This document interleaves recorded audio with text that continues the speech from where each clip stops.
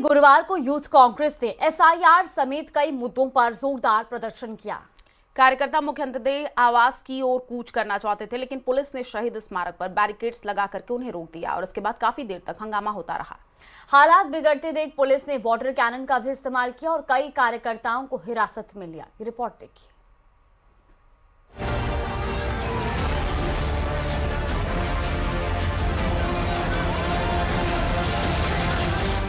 जयपुर में युवा कांग्रेस का जोरदार प्रदर्शन।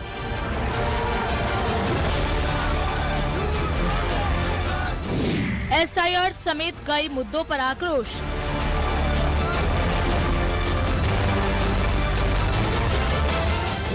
पुलिस और कार्यकर्ताओं के बीच जोरदार धक्का मुक्की।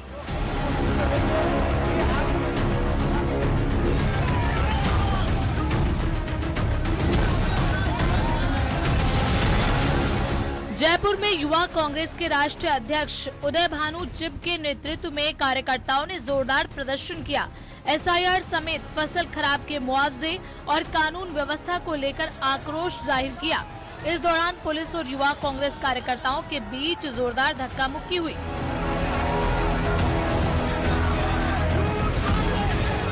मुख्यमंत्री आवास की तरफ मार्च कर रहे कार्यकर्ताओं को पुलिस ने शहीद स्मारक पर बैरिकेड्स लगाकर रोकने की कोशिश की। इससे गुस्साए कार्यकर्ता बैरिकेड्स पर चढ़ गए। इसके बाद पुलिस और प्रदर्शनकारियों के बीच धक्का मुक्की हुई।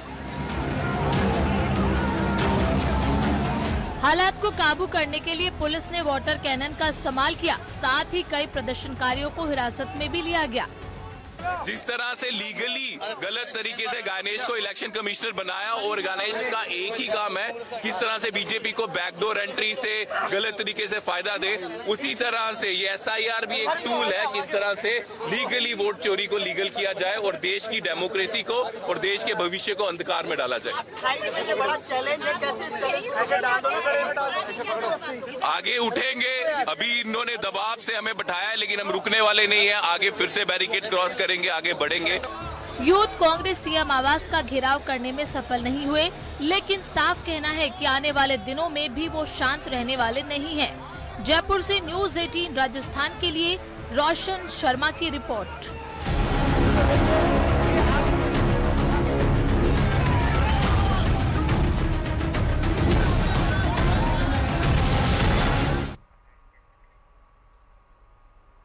और अब बुलेटिन में आगे बात करेंगे खाद के लिए मारामारी की। प्रदेश के अलग अलग जिलों में खाद के लिए अन्नदाता परेशान है।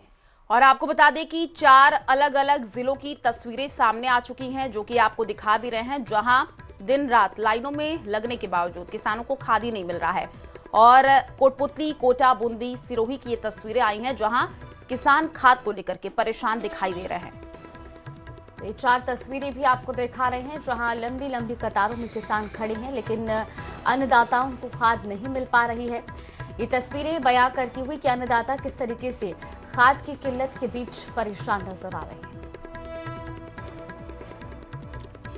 तो लाइन में किसान लगे हुए हैं। कोटा की तस्वीर है, बूंदी की है, सिरोही की है, कोटपुतली की है। आप देखिए किस तरीके से किसानों का ये प्रदर्शन, लाइन में किसान लगे हुए हैं खाद के लिए, लंबी लंबी लाइनों में लगे हुए अपने बारी का इंतजार करते हुए।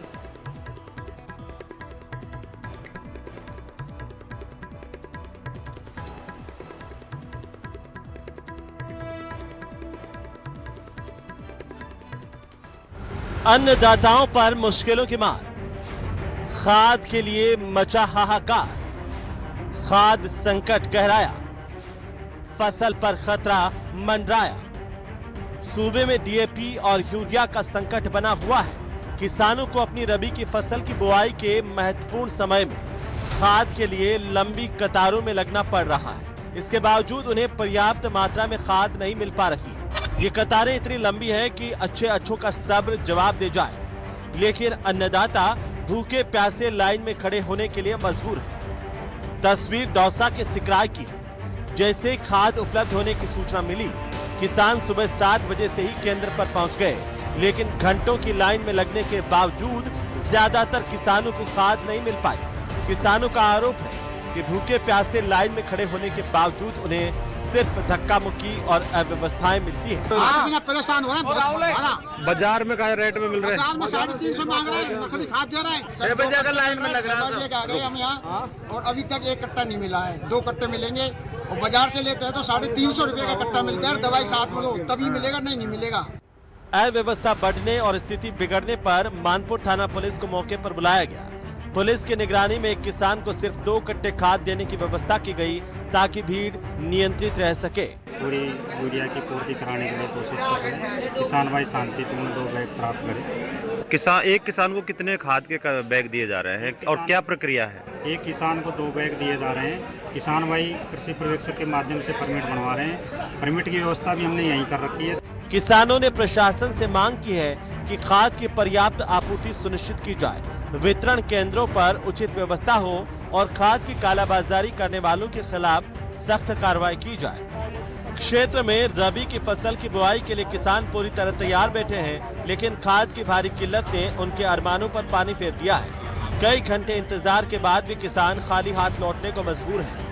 किसानों का आरोप है कि सरकारी डिपो और सरकारी समितियों पर खाद का स्टॉक नदारद है, जबकि कुछ डीलरों के पास खाद उपलब्ध है, लेकिन वे उन्हें ऊंचे दामों में बेच रहे हैं। आता है ये दुकान वाला कहता है खोलते है 2 घंटा सुबह का तो चाय पानी कोई रोटी पानी न मिली, फिर भी 100-200 आदमी लग रहे हैं। दुकान वालों सुनाई नहीं करे। किसानों का ये भी कहना है कि बुआई का समय निकलता जा रहा है। अधिक बारिश की वजह से फसल पहले ही नष्ट हो चुकी है। अब रबी की फसल भी खतरे में पड़ने लगी है। अगर खाद के बिना रबी की बुआई अटक गई तो उन्हें सड़कों पर आना पड़ जाएगा। Bureau report, news 18 Rajasthan. और चलिए बुलेटिन में अब आगे बात करेंगे बुलडोजर एक्शन की, जहां प्रदेश के अलग अलग जिलों में अतिक्रमण के खिलाफ प्रशासनिक सख्ती देखने को मिली है। तो पहली तस्वीर कोटा की आपको दिखाएंगे, जहां रामगंज मंडी में सड़क निर्माण में बाधा बन रहे अतिक्रमण हटाए गए। मुख्य बाजार और गोयंदा रोड पर पक्के कच्चे निर्माण तोड़े गए और इस दौरान भारी पुलिस बल तैनात रहा। दूसरी तस्वीर कोटपुतली की है, जहां नगर परिषद ने बुलडोजर चला करके सड़क किनारे के अवैध ढांचे हटाए हैं। तीसरी झुंझुनू के चिड़ावा की है, जहां कच्चे पक्के निर्माण, टीन शेड और खुर्रे जेसीबी से हटाए गए हैं। प्रतापगढ़ में भी नगर परिषद की टीम एक्टिव दिखी है। तो देवगढ़ दरवाजा और कृषि मंडी के पीछे से गुमटी भी जब्त की गई हैं। ये 4 तस्वीरें आपको दिखा रही, जहां प्रशासन का पीला पंजा चला है। दरअसल बुलडोजर एक्शन से एक तरफ जहां लोग नाराज दिखाई दिए, तो वहीं प्रशासन ने अवैध निर्माणों पर ये बुलडोजर चलाया है।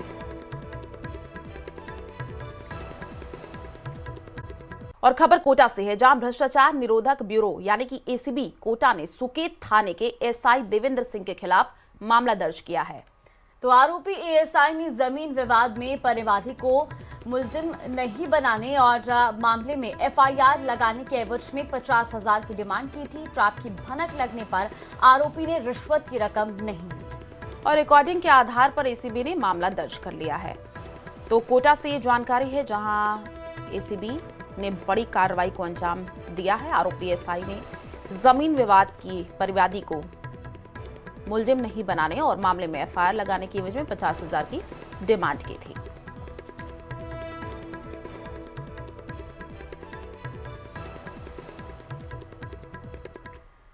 तो वहीं जयपुर के झोटवाड़ा इलाके में मतदाता सूची को लेकर बड़ा विवाद हो गया। एक बीएलओ और कुछ वोटरों के बीच जम करके बहस हुई है। आरोप है कि वो बीएलओ उनके घर फॉर्म देने गए ही नहीं और कई लोगों के नाम वोटर लिस्ट से हटा दिए गए हैं। ये रिपोर्ट देखिए।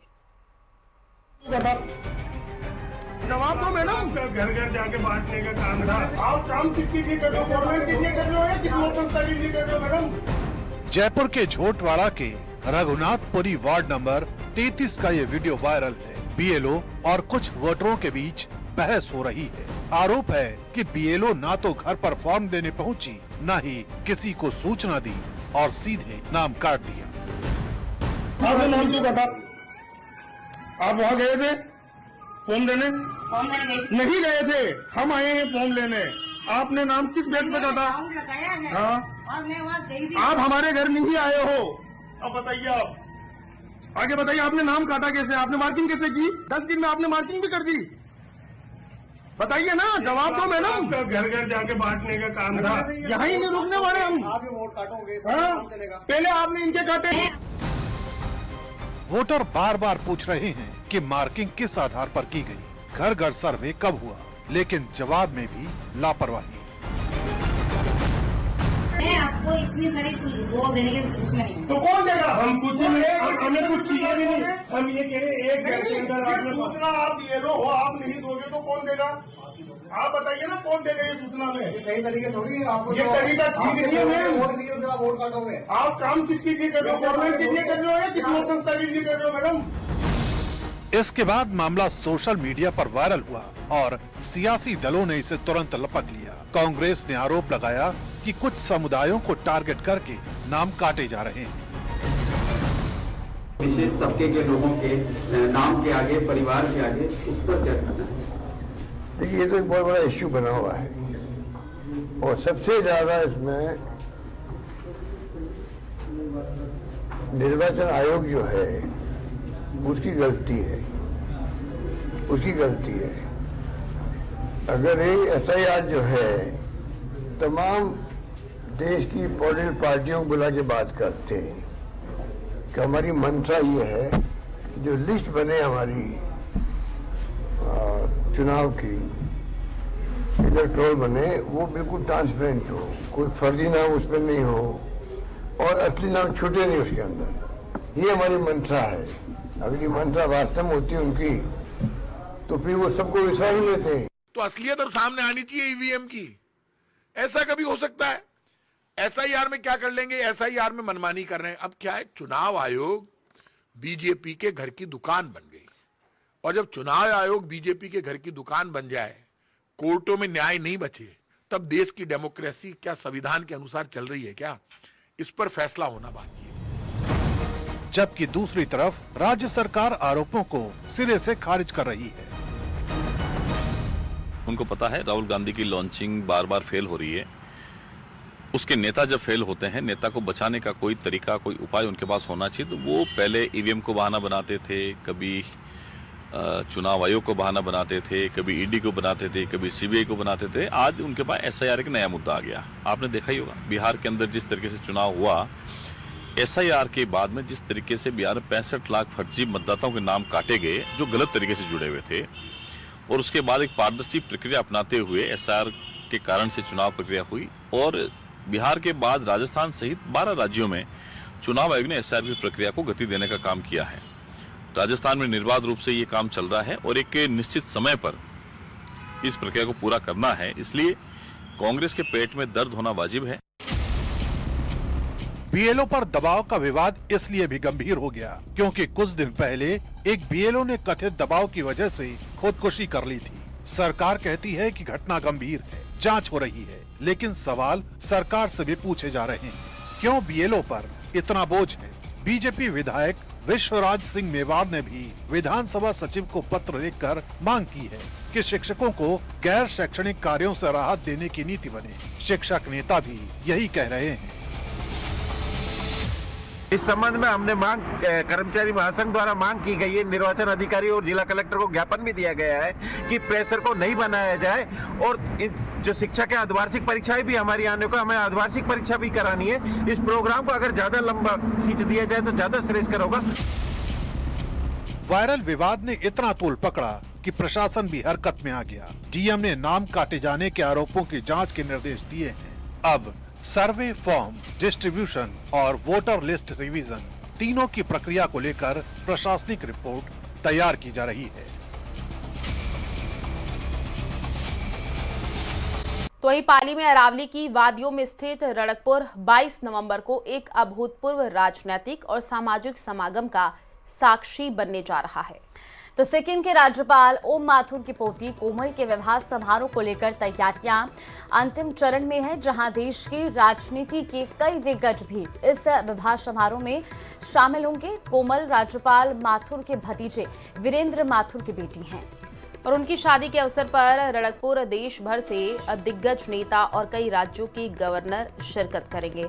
तो 22 नवंबर को ओम माथुर की पोती कोमल की शादी सिक्किम के राज्यपाल है ओम माथुर के भतीजे वीरेंद्र माथुर की बेटी है कोमल। शादी समारोह में देश भर से प्रमुख नेता रणकपुर आएंगे। तो उपराष्ट्रपति सीपी राधाकृष्णन कल विशेष मेहमान विमान से दरअसल जोधपुर पहुंचेंगे। इसके अलावा केंद्रीय गृह मंत्री अमित शाह विशेष विमान से उदयपुर पहुंचेंगे। तो ये तमाम बड़े दिग्गज नेता हैं जो कि इस विवाह समारोह के साक्षी बनेंगे और इस कार्यक्रम में शामिल होंगे। सीपी राधाकृष्णन सेना के हेलीकॉप्टर से रणकपुर आएंगे। और करीब 1 घंटे तक शादी समारोह में रुकने का कार्यक्रम है। कर्नाटक, असम, मिजोरम के गवर्नर आज शादी समारोह में पहुंचने वाले हैं। 22 नवंबर को 10 राज्यों के सीएम और गवर्नर के भी पहुंचने का कार्यक्रम है। महाराष्ट्र के सीएम देवेंद्र फडणवीस, यूपी के सीएम योगी आदित्यनाथ भी पहुंचेंगे। शादी समारोह में पहुंच रहे वीवीआईपी मेहमानों के लिए तैयारियां पूरी कर ली गई है। लालबाग रिजॉर्ट में 3 हेलीपैड बनाए गए हैं। एक हेलीपैड रिजॉर्ट के पास ही बनाया गया है।